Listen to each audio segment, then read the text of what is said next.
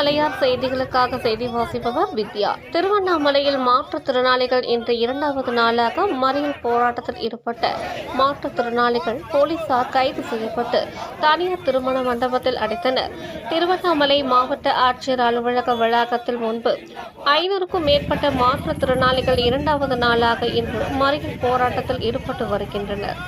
ஆந்திரா மாநிலம், பாண்டிச்சேரி மாநிலம், தெலுங்கானா மாநிலம் உள்ளிட்ட மாநிலத்தில் மாற்றுத்திறனாளிகளுக்கான உதவித்தொகையினை 6,000 முதல் 16,000 வரை மாத உதவித்தொகை வழங்கி வருகின்றனர்.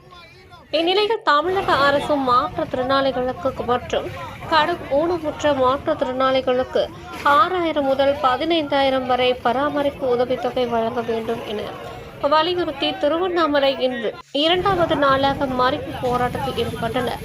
பாதுகாப்பு பணியில் ஈடுபட்ட போலீசார் மாற்றுத்திறனாளிகளின் கைது செய்து தனியார் திருமண மண்டபத்தில் அடைத்தனர். தீப மலையார் செய்திகளுக்காக தலைமை ஆசிரியர் வி. மூர்த்தி.